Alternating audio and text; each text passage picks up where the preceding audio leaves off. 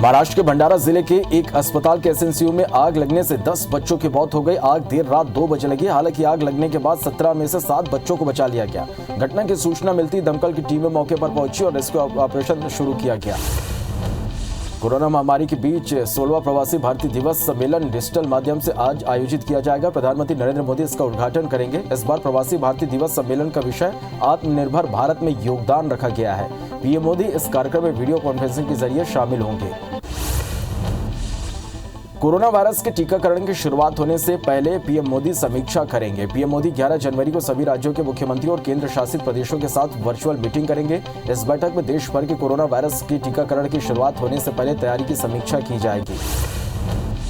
सरकार और किसानों के बीच 9वें राउंड की बैठक भी बेनतीजा रही। किसान नेताओं ने केंद्र सरकार के तीनों मंत्रियों से कानूनों के क्लॉज पर चर्चा करने से इनकार कर दिया।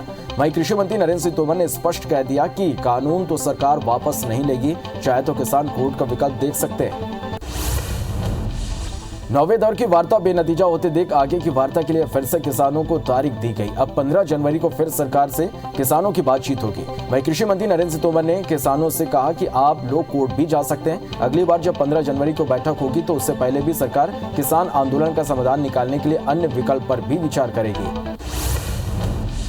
सुप्रीम कोर्ट में किसान आंदोलन और कृषि कानूनों को लेकर 11 जनवरी को फिर से सुनवाई होगी। सरकारी सूत्रों ने कहा कि सुप्रीम कोर्ट किसान आंदोलन से जुड़े अन्य मुद्दों के अलावा तीनों कानूनों की वैधता पर भी विचार कर सकता है। वहीं कृषि मंत्री ने भी किसानों से कहा कि आप कोर्ट जा सकते हैं, यानी अब सुप्रीम कोर्ट का फैसला अहम होने वाला है।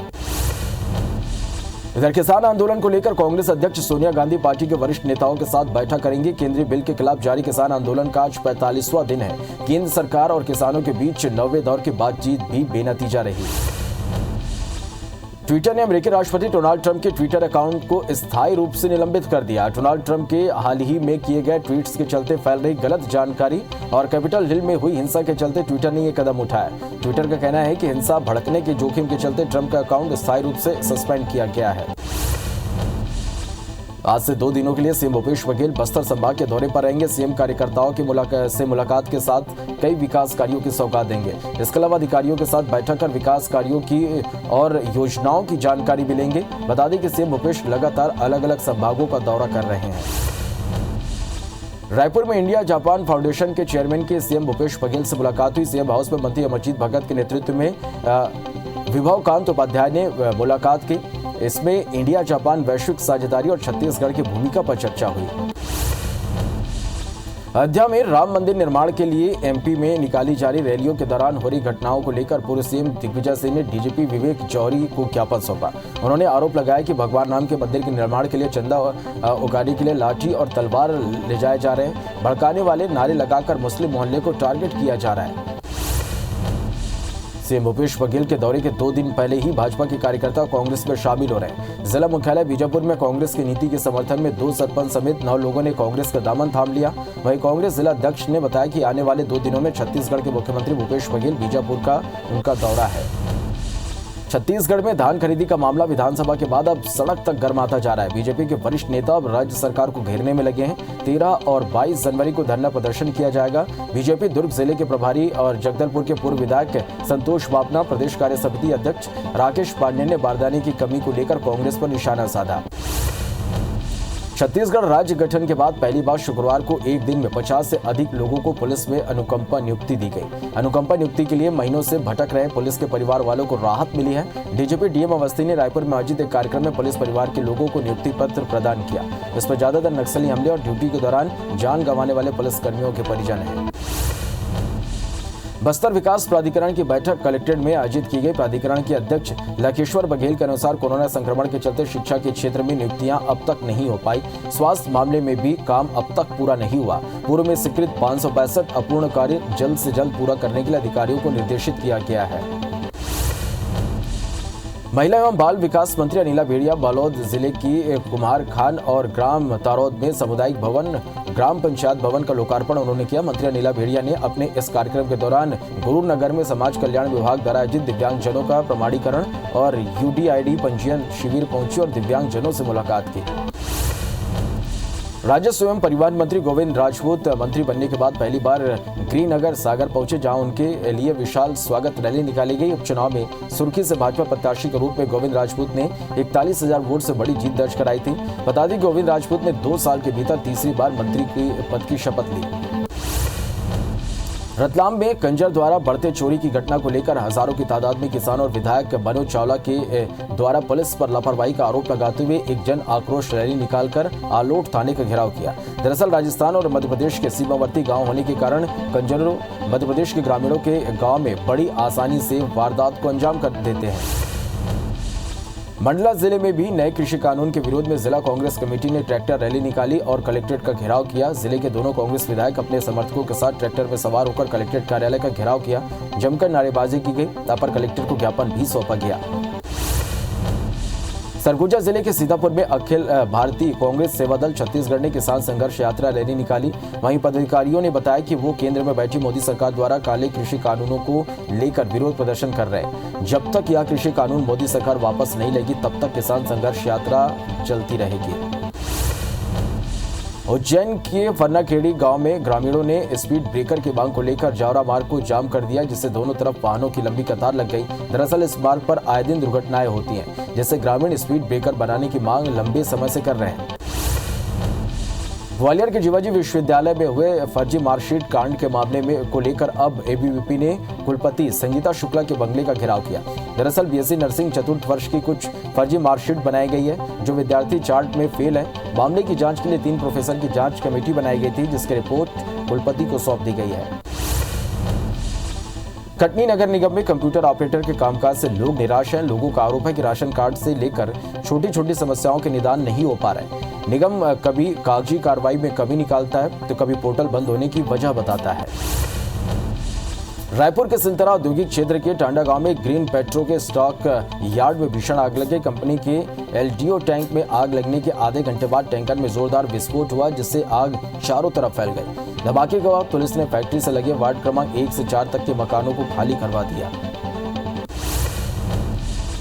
पेट्रोल डीजल के साथ वसूले जाने वाले 8% सेस को लेकर जबलपुर हाईकोर्ट में चुनौती दी गई है। मामले को लेकर कोर्ट ने केंद्र सरकार से 4 हफ्ते में जवाब मांगा है। रिहायशी इलाकों और स्कूल के पास खोली गई शराब दुकानों को हटाने के लिए हाईकोर्ट में जनहित याचिका दायर की गई है। मामले पर सुनवाई के बाद कोर्ट ने राज्य शासन को 4 सप्ताह में रिपोर्ट प्रस्तुत करने का है। शासन के नियमों और सुप्रीम कोर्ट के दिशा निर्देशों के अनुसार आवासीय और स्कूल के आसपास शराब दुकान नहीं खोलनी चाहिए। भू अधिग्रहण मामले में दायर अवमानना याचिका पर सुनवाई करते हुए हाई कोर्ट के सिंगल बेंच ने बेमेतरा एसडीएम और भू अर्जन अधिकारियों को व्यक्तिगत रूप से पेश होने के आदेश जारी किए हैं। दरअसल सड़क चौड़ीकरण करने के लिए रामकली अग्रवाल की जमीन को अधिग्रहित किया गया था, लेकिन मुआवजा नहीं मिलने पर याचिका दायर की गई, जिसके बाद हाईकोर्ट ने 20 दिनों के भीतर मुआवजा देने का आदेश दिया था, फिर भी मुआवजा नहीं दिया गया। धमतरी नगर निगम में टैक्स वसूली की रकम को गबन करने का मामला सामने आया है। गबन करने वाले सहायक राजस्व निरीक्षक को नगर निगम आयुक्त ने निलंबित कर दिया। 4 माह का टैक्स की राशि जो करीब 5 लाख होती है, उसको जमा करने के बजाय अपने निजी कामों के लिए खर्च कर रहा था। निलंबित अधिकारी को 3 दिन के भीतर रकम जमा करने के निर्देश भी दिए गए हैं। महाराष्ट्र के भंडारा जिले के एक अस्पताल के एसएनसीयू में आग लगने से 10 बच्चों की मौत हो गई। आज देर रात 2 बजे लगी। हालांकि आग लगने के बाद 17 में से 7 बच्चों को बचा लिया गया। घटना की सूचना मिलती दमकल की टीम मौके पर पहुंची और इसको अभियान शुरू किया गया। महाराष्ट्र के भंडारा हादसे को लेकर पीएम नरेंद्र मोदी ने दुख जताया है। पीएम ने ट्वीट कर कहा, नवजात बच्चों को खोने वाले परिजनों को मेरी संवेदनाएं। मैं जल्द घायलों के स्वस्थ होने की कामना करता हूं। बता दें कि महाराष्ट्र के भंडारा में आग लगने से 10 बच्चों की मौत हो गई। महाराष्ट्र के सीएम उद्धव ठाकरे ने जिला अस्पताल में आग लगने की घटना को लेकर स्वास्थ्य मंत्री राजेश टोपे के साथ साथ भंडारा जिले के कलेक्टर और एसपी से बात की। सीएम उद्धव ठाकरे ने मामले को लेकर जांच के आदेश भी दिए हैं। केंद्रीय गृह मंत्री अमित शाह आज से 2 दिवसीय दौरे पर पूर्वोत्तर राज्य जाएंगे। शाह आज और कल मिजोरम दौरे पर रहेंगे। बता दें कि हाल ही में शाह ने इम्फाल का दौरा किया था, जहां उन्होंने कई परियोजनाओं का शिलान्यास भी किया। भाजपा अध्यक्ष जेपी नड्डा आज एक दिन के दौरे पर पश्चिम बंगाल जाएंगे। यहां नड्डा किसानों से मिलेंगे। वहीं बर्धमान में किसानों को संबोधित करने के बाद चुनावी राज्य में घर घर जाकर चावल संग्रहण अभियान की शुरुआत करेंगे। किसानों से एक मुट्ठी चावल संग्रहण करने के पीछे भाजपा की योजना राज्य के 73 लाख ग्रामीणों तक पहुंचना है। गुजरात के पूर्व मुख्यमंत्री माधव सिंह सोलंकी का निधन हो गया। माधव सिंह सोलंकी कांग्रेस के बड़े नेता थे और वह 4 बार गुजरात के मुख्यमंत्री रह चुके थे। शनिवार को 94 साल की आयु में उनका निधन हो गया। माधव सिंह सोलंकी का जन्म 30 जुलाई 1927 को हुआ था। उनका जन्म एक कोरे परिवार में हुआ था। सोलंकी कांग्रेस के बड़े नेता माने जाते थे। वह भारत के विदेश मंत्री भी रह चुके थे। कोरोना वायरस के टीकाकरण की शुरुआत होने से पहले पीएम मोदी समीक्षा करेंगे। पीएम मोदी 11 जनवरी को सभी राज्यों के मुख्यमंत्रियों और केंद्र शासित प्रदेशों के साथ वर्चुअल मीटिंग करेंगे। इस बैठक में देश भर के कोरोना वायरस के टीकाकरण की शुरुआत होने से पहले की तैयारी की समीक्षा की जाएगी। सरकार और किसानों के बीच 9वें राउंड की बैठक भी बेनतीजा रही। किसान नेताओं ने केंद्र सरकार के तीनों मंत्रियों से कानून की क्लॉज पर चर्चा करने से इनकार कर दिया। वहीं कृषि मंत्री नरेंद्र सिंह तोमर ने स्पष्ट कह दिया कि कानून तो सरकार वापस नहीं लेगी, चाहे तो किसान कोर्ट का विकल्प देख सकते हैं। 9वें दौर की वार्ता बेनतीजा होता देख आगे की वार्ता के लिए फिर से किसानों को तारीख दी गई। अब 15 जनवरी को फिर सरकार से किसानों की बात होगी। वहीं कृषि मंत्री नरेंद्र सिंह तोमर ने किसानों से कहा कि आप लोग कोर्ट भी जा सकते हैं। अगली बार जब 15 जनवरी को बैठक होगी तो उससे पहले भी सरकार किसान आंदोलन का समाधान निकालने के लिए अन्य विकल्पों पर भी विचार करेगी। सुप्रीम कोर्ट में किसान आंदोलन और कृषि कानूनों को लेकर 11 जनवरी को फिर से सुनवाई होगी। सरकारी सूत्रों ने कहा कि सुप्रीम कोर्ट किसान आंदोलन से जुड़े अन्य मुद्दों के अलावा तीनों कानूनों की वैधता पर भी विचार कर सकता है। वहीं कृषि मंत्री ने भी किसानों से कहा कि आप कोर्ट जा सकते हैं, यानी अब सुप्रीम कोर्ट का फैसला अहम होने वाला है। किसान आंदोलन को लेकर कांग्रेस अध्यक्ष सोनिया गांधी पार्टी के वरिष्ठ नेताओं के साथ बैठक करेंगी। केंद्रीय बिल के खिलाफ जारी किसान आंदोलन का आज 45वां दिन है। केंद्र सरकार और किसानों के बीच 9वें दौर की बातचीत भी बेनतीजा रही। ट्विटर ने अमेरिकी राष्ट्रपति डोनाल्ड ट्रंप और उनकी टीम का ट्विटर अकाउंट हमेशा के लिए सस्पेंड कर दिया। डोनाल्ड ट्रंप के हाल ही में किए गए ट्वीट्स के चलते फैल रही गलत जानकारी और कैपिटल हिल में हुई हिंसा के चलते ट्विटर ने यह कदम उठाया। ट्विटर का कहना है कि हिंसा भड़कने के जोखिम के चलते ट्रंप और उनकी टीम के अकाउंट स्थायी रूप से सस्पेंड किया गया है। राजधानी दिल्ली में आज सुबह घना कोहरा छाया रहा। मौसम विभाग के अनुसार दिल्ली में आज न्यूनतम तापमान 11 डिग्री सेल्सियस और अधिकतम तापमान 18 डिग्री सेल्सियस रहेगा। पहाड़ी इलाकों में बर्फबारी के चलते दिल्ली के तापमान में लगातार गिरावट दर्ज की जा रही है। वहीं बारिश के चलते दिल्ली का मौसम सर्द हो गया है। आज से 2 दिनों के लिए सीएम भूपेश बघेल बस्तर संभाग के दौरे पर रहेंगे। सीएम कार्यकर्ताओं से मुलाकात करेंगे। इसके साथ ही कई विकास कार्यों की सौगात देंगे। इसके अलावा अधिकारियों के साथ बैठक कर विकास कार्यों की और योजनाओं की जानकारी भी लेंगे। बता दें कि सीएम भूपेश बघेल लगातार अलग अलग संभागों का दौरा कर रहे हैं। रायपुर में इंडिया जापान फाउंडेशन के चेयरमैन की सीएम भूपेश बघेल से मुलाकात हुई। सीएम हाउस में मंत्री अमरजीत भगत के नेतृत्व में विभवकांत उपाध्याय ने मुलाकात की। इसमें इंडिया जापान वैश्विक साझेदारी और छत्तीसगढ़ की भूमिका पर चर्चा हुई। अयोध्या में राम मंदिर निर्माण के लिए एमपी में निकाली जा रही रैलियों के दौरान हो रही घटनाओं को लेकर पूर्व सीएम दिग्विजय सिंह ने डीजीपी विवेक जौहरी को ज्ञापन सौंपा है। उन्होंने आरोप लगाया कि भगवान राम मंदिर के निर्माण के लिए चंदा उगाने के लिए लाठी और तलवार ले जाए जा रहे हैं। भड़काने वाले नारे लगाकर मुस्लिम मोहल्लों को टारगेट किया जा रहा है। सीएम भूपेश बघेल के दौरे के 2 दिन पहले ही भाजपा के कार्यकर्ता कांग्रेस में शामिल हो रहे हैं। जिला मुख्यालय बीजापुर में कांग्रेस की नीति के समर्थन में 2 सरपंच समेत 9 लोगों ने कांग्रेस का दामन थाम लिया। वहीं कांग्रेस जिला अध्यक्ष ने बताया कि आने वाले 2 दिनों में छत्तीसगढ़ के मुख्यमंत्री भूपेश बघेल का बीजापुर दौरा है। छत्तीसगढ़ में धान खरीदी का मामला विधानसभा के बाद अब सड़क तक गर्माता जा रहा है। बीजेपी के वरिष्ठ नेता अब राज्य सरकार को घेरने में लगे हैं। 13 और 22 जनवरी को धरना प्रदर्शन किया जाएगा। बीजेपी दुर्ग जिले के प्रभारी और जगदलपुर के पूर्व विधायक संतोष बापना, प्रदेश कार्य समिति सदस्य राकेश पांडे ने बारदाने की कमी को लेकर कांग्रेस पर निशाना साधा। छत्तीसगढ़ राज्य गठन के बाद पहली बार शुक्रवार को एक दिन में 50 से अधिक लोगों को पुलिस में अनुकंपा नियुक्ति दी गई। अनुकंपा नियुक्ति के लिए महीनों से भटक रहे पुलिस के परिवार वालों को राहत मिली है। डीजीपी डीएम अवस्थी ने रायपुर में आयोजित एक कार्यक्रम में पुलिस परिवार के लोगों को नियुक्ति पत्र प्रदान किया। इसमें ज्यादातर नक्सली हमले और ड्यूटी के दौरान जान गंवाने वाले पुलिसकर्मियों के परिजन हैं। बस्तर विकास प्राधिकरण की बैठक कलेक्ट्रेट में आयोजित की गई है। प्राधिकरण के अध्यक्ष लखेश्वर बघेल के अनुसार कोरोना संक्रमण के चलते शिक्षा के क्षेत्र में नियुक्तियां अब तक नहीं हो पाई। स्वास्थ्य मामले में भी काम अब तक पूरा नहीं हुआ है। पूर्व में स्वीकृत 565 अपूर्ण कार्यों को जल्द से जल्द पूरा करने के लिए अधिकारियों को निर्देशित किया गया है। महिला एवं बाल विकास मंत्री अनिला भेड़िया बालोद जिला के ग्राम कुमार खान और ग्राम तारोद में सामुदायिक भवन और ग्राम पंचायत भवन का लोकार्पण उन्होंने किया। मंत्री अनिला भेड़िया ने अपने इस कार्यक्रम के दौरान गुरूर नगर में समाज कल्याण विभाग द्वारा आयोजित दिव्यांग जनों का प्रमाणीकरण और UTID पंजीयन शिविर पहुंचे और दिव्यांग जनों से मुलाकात की। राजस्व एवं परिवहन मंत्री गोविंद राजपूत मंत्री बनने के बाद पहली बार गृहनगर सागर पहुंचे, जहां उनके लिए विशाल स्वागत रैली निकाली गई। उपचुनाव में सुर्खी से भाजपा प्रत्याशी के रूप में गोविंद राजपूत ने 41,000 वोट से बड़ी जीत दर्ज करी थी। बता दें कि गोविंद राजपूत ने 2 साल के भीतर तीसरी बार मंत्री पद की शपथ ली है। रतलाम में कंजर द्वारा बढ़ते चोरी की घटना को लेकर हजारों की तादाद में किसान और विधायक मनोज चावला के द्वारा पुलिस पर लापरवाही का आरोप लगाते हुए एक जन आक्रोश रैली निकालकर आलोट थाने का घेराव किया गया। दरअसल राजस्थान और मध्य प्रदेश के सीमावर्ती गांव होने के कारण कंजरों मध्य प्रदेश के ग्रामीणों के गांव में बड़ी आसानी से वारदात को अंजाम कर जाते हैं। मंडला जिले में भी नए कृषि कानून के विरोध में जिला कांग्रेस कमेटी ने ट्रैक्टर रैली निकाली और कलेक्ट्रेट का घेराव किया। जिले के दोनों कांग्रेस विधायक अपने समर्थकों के साथ ट्रैक्टर में सवार होकर कलेक्ट्रेट कार्यालय का घेराव किया। जमकर नारेबाजी की गई। अपर कलेक्टर को ज्ञापन भी सौंपा गया।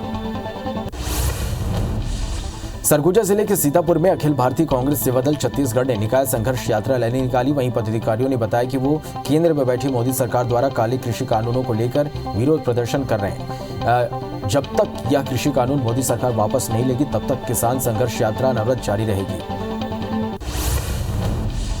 उज्जैन की फन्नाखेड़ी गांव में ग्रामीणों ने स्पीड ब्रेकर की मांग को लेकर जौरा मार्ग को जाम कर दिया, जिससे दोनों तरफ वाहनों की लंबी कतार लग गई। दरअसल इस मार्ग पर आए दिन दुर्घटनाएं होती रहती हैं, जिससे ग्रामीण स्पीड ब्रेकर बनाने की मांग लंबे समय से कर रहे हैं। ग्वालियर के शिवाजी विश्वविद्यालय में हुए फर्जी मार्कशीट कांड के मामले को लेकर अब एबीवीपी ने कुलपति संगीता शुक्ला के बंगले का घेराव किया। दरअसल बीएससी नर्सिंग चतुर्थ वर्ष की कुछ फर्जी मार्कशीट बनाई गई है, जो विद्यार्थी चार्ट में फेल है। मामले की जांच के लिए 3 प्रोफेसरों की जांच कमेटी बनाई गई थी, जिसकी रिपोर्ट कुलपति को सौंप दी गई है। कटनी नगर निगम में कंप्यूटर ऑपरेटर के कामकाज से लोग निराश हैं। लोगों का आरोप है कि राशन कार्ड से लेकर छोटी छोटी समस्याओं का निदान नहीं हो पा रहा। निगम कभी कागजी कार्रवाई में कमी निकालता है तो कभी पोर्टल बंद होने की बात कहता है। रायपुर के सिलतरा औद्योगिक क्षेत्र के टांडा गांव में ग्रीन पेट्रो के स्टॉक यार्ड में भीषण आग लगे। कंपनी के एलडीओ टैंक में आग लगने के आधे घंटे बाद टैंकर में जोरदार विस्फोट हुआ, जिससे आग चारों तरफ फैल गई। धमाके के बाद पुलिस ने फैक्ट्री से लगे वार्ड 1 से 4 तक के मकानों को खाली करवा दिया।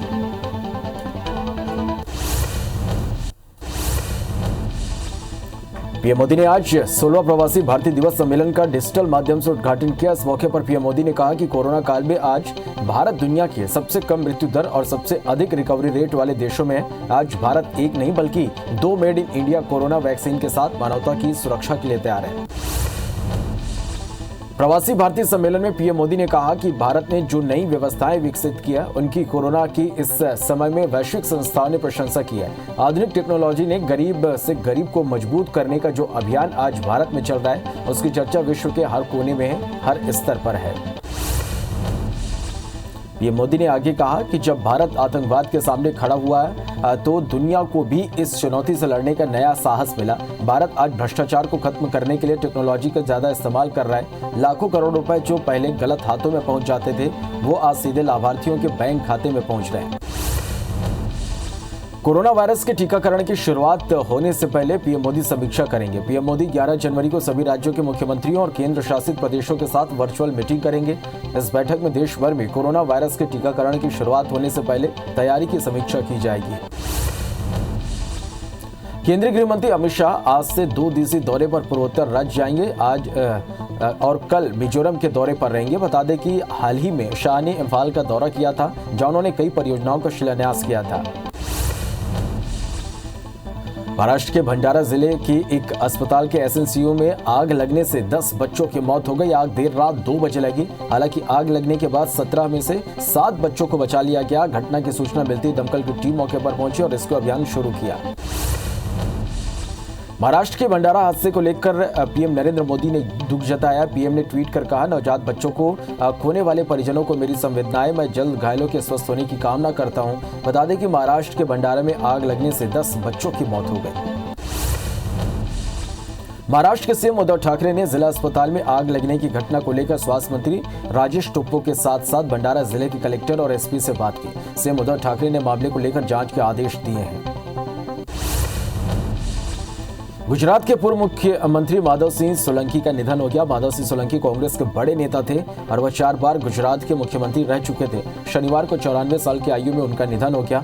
माधव सिंह सोलंकी का जन्म 30 जुलाई 1927 को हुआ था। उनका जन्म एक कोली परिवार में हुआ था। सोलंकी कांग्रेस के बड़े नेता माने जाते थे। वह भारत के विदेश मंत्री भी रह चुके थे। 9वें दौर की वार्ता बेनतीजा होता देख आगे की वार्ता के लिए फिर से किसानों को तारीख दी गई। अब 15 जनवरी को फिर सरकार से किसानों की बात होगी। वहीं कृषि मंत्री नरेंद्र सिंह तोमर ने किसानों से कहा कि आप लोग कोर्ट भी जा सकते हैं। अगली बार जब 15 जनवरी को बैठक होगी तो उससे पहले भी सरकार किसान आंदोलन का समाधान निकालने के लिए अन्य विकल्प पर भी विचार करेगी। सुप्रीम कोर्ट में किसान आंदोलन और कृषि कानूनों को लेकर 11 जनवरी को फिर से सुनवाई होगी। सरकारी सूत्रों ने कहा कि सुप्रीम कोर्ट किसान आंदोलन से जुड़े अन्य मुद्दों के अलावा तीनों कानूनों की वैधता पर भी विचार कर सकता है।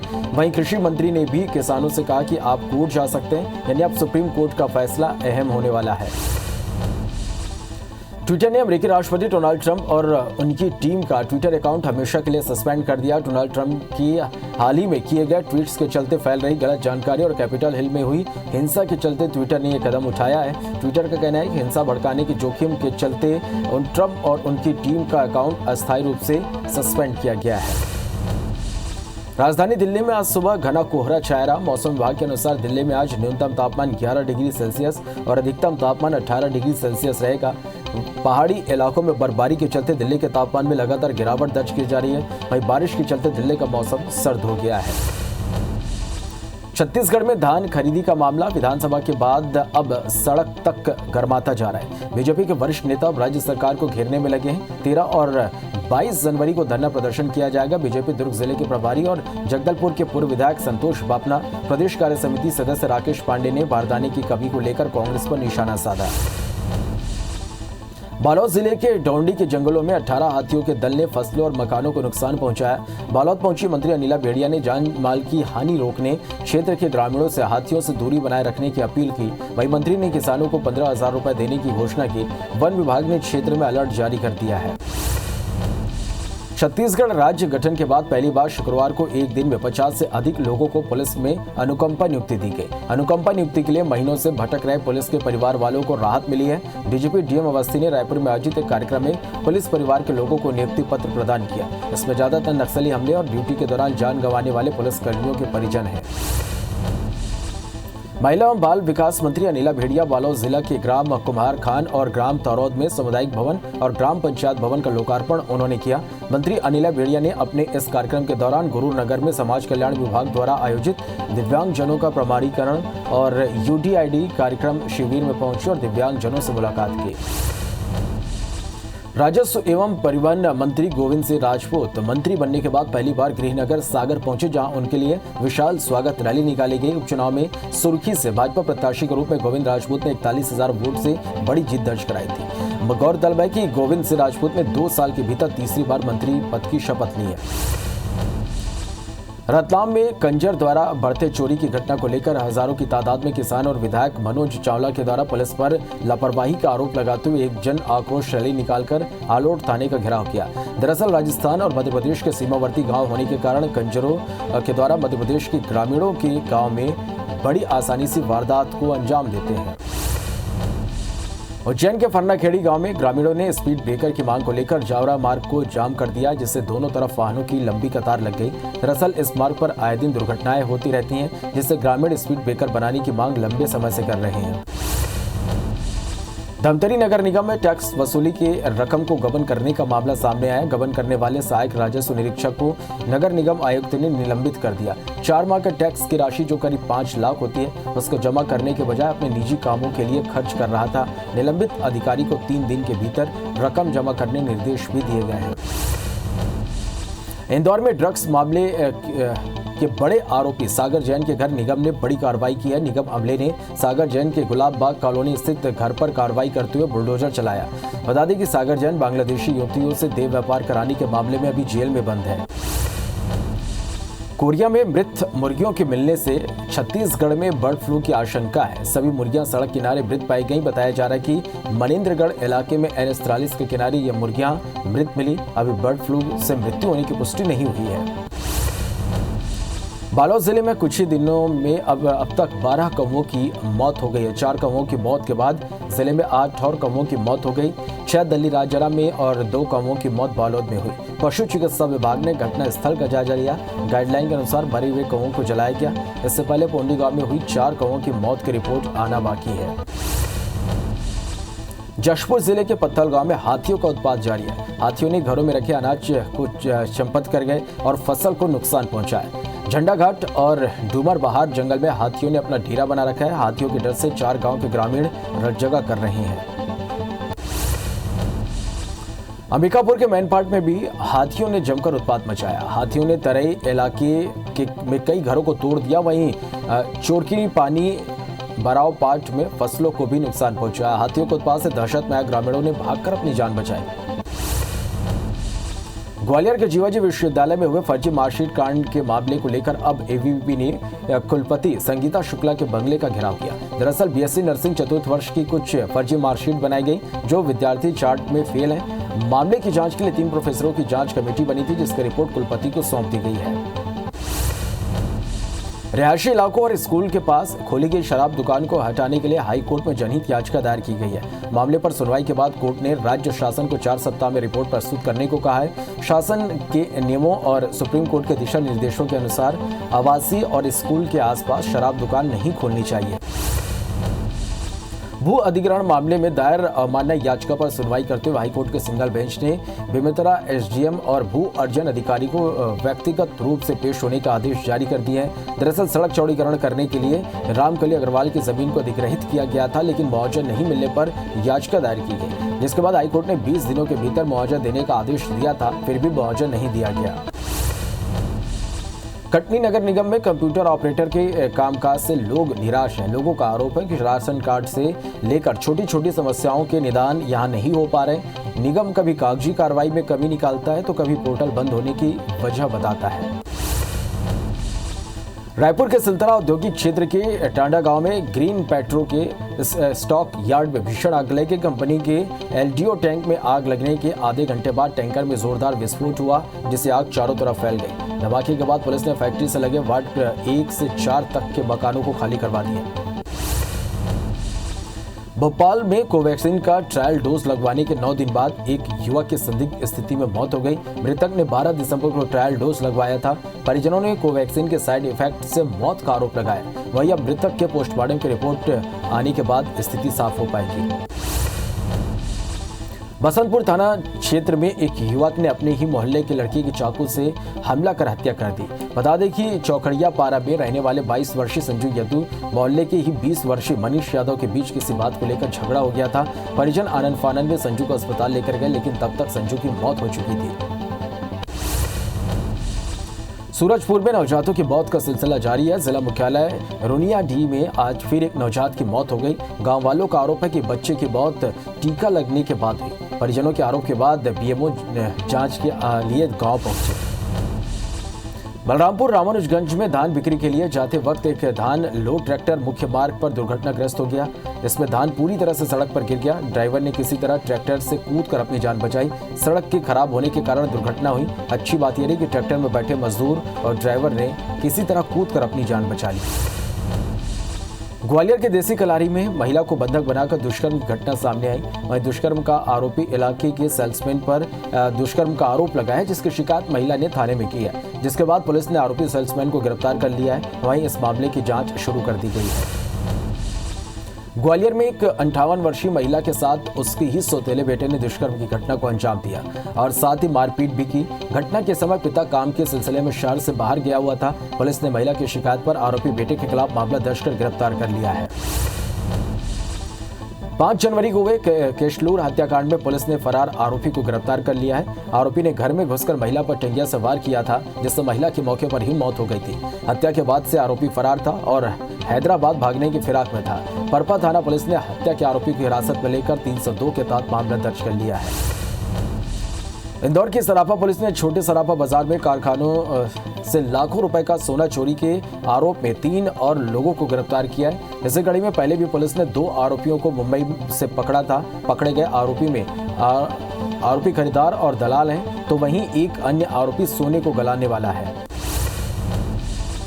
जशपुर के बगीचा में बीती रात चोरों ने मक्के से लदे ट्रक में चोरी का प्रयास किया, लेकिन पुलिस को आता देख चोरी का ट्रक बीच में ही छोड़कर फरार हो गए। चोरों ने बगीचा शहर के एक व्यापारी के घर के सामने खड़ी मक्के से लदी ट्रक को अपना निशाना बनाया। वहीं सूचना मिलने पर पुलिस ने चोरों को पकड़ने की कोशिश की, लेकिन चोर ट्रक को आधे रास्ते में ही छोड़कर फरार हो गए।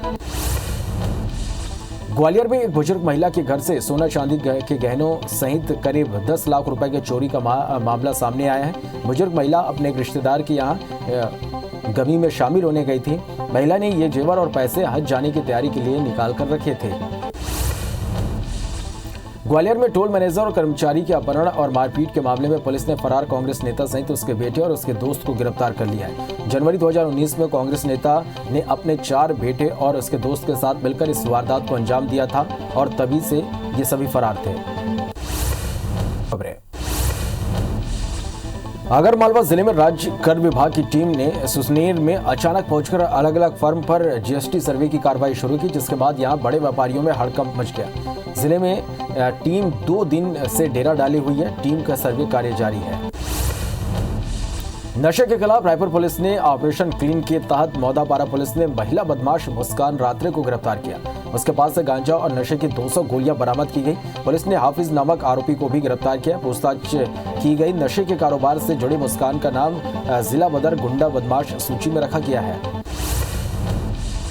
वन्य प्राणी चीतल के खाल व सींग की तस्करी के संबंध में धमतरी की नगरी पुलिस ने एक आरोपी को गिरफ्तार किया। वहीं पुलिस आरोपी से पूछताछ कर रही है कि इस तस्करी में और कौन कौन शामिल है। आरोपी इसे बेचने के लिए ग्राहक तलाश रहा था। आरोपी का नाम पूरन कुमार ध्रुव है, जो ग्राम दलदली का निवासी बताया जा रहा है। जांजगीर सिटी कोतवाली पुलिस ने कपड़ा और पेट्रोल पंप व्यवसायी मदन लाल अग्रवाल से 1 करोड़ की फिरौती मांगने वाले आदतन बदमाश को बिलासपुर से गिरफ्तार किया है। उसे न्यायिक हिरासत में जेल भेज दिया गया है।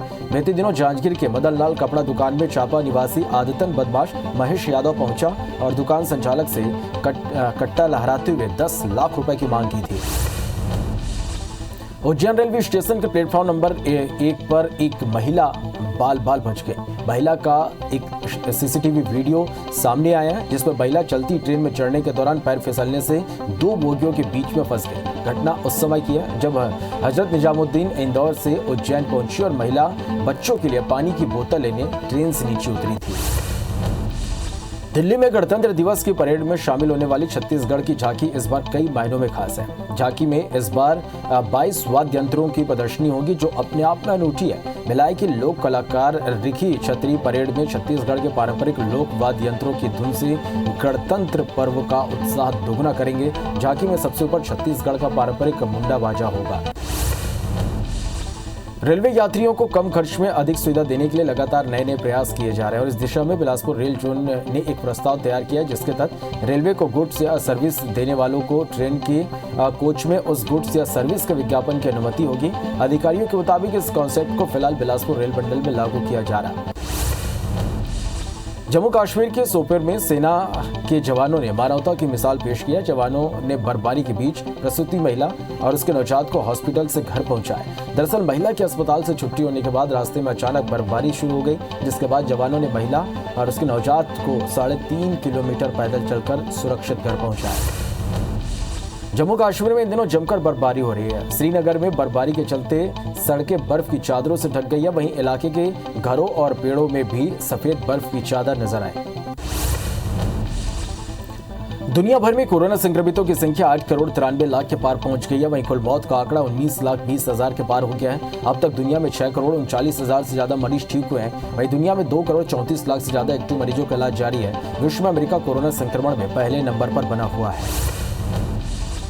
देश में कोरोना संक्रमितों की संख्या 1 करोड़ 4 लाख 32 हजार के पार पहुंच गई है। देश में अब तक 1 करोड़ 55 हजार से ज्यादा मरीज ठीक हो चुके हैं। कोरोना से अब तक 1,50,835 मरीजों की मौत हो चुकी है। वहीं देश में एक्टिव केस घटकर 2,21,000 हो गए। हालांकि पिछले 24 घंटे में 18,453 नए मरीज सामने आए। संक्रमण के मामले में भारत अब 13वें नंबर पर आ गया है। मध्य प्रदेश में कोरोना के 614 नए केसेस संक्रमितों का आंकड़ा 2,47,000 को पार कर गया। प्रदेश में 9 मौत से कुल आंकड़ा 3,691 पहुंच गया। वहीं 809 मरीज के स्वस्थ होने से अब तक 2,35,000 मरीज डिस्चार्ज होकर घर जा चुके हैं। अभी 8,324 एक्टिव मरीजों का इलाज जारी है। इंदौर में कोरोना का आंकड़ा 56,254 पार कर गया है। इधर छत्तीसगढ़ में 24 घंटे में कोरोना के 960 नए मरीजों से आंकड़ा 2,87,000 को पार कर गया। वहीं एक्टिव मरीजों की संख्या 9,045 हो गई है। 15 मरीजों की मौत से आंकड़ा 3,469 पहुंच गया। 759 मरीज के डिस्चार्ज होने के बाद आंकड़ा 2,75,000 को पार कर गया। वहीं रायपुर में 170, दुर्ग में 99 नए संक्रमित मिले हैं।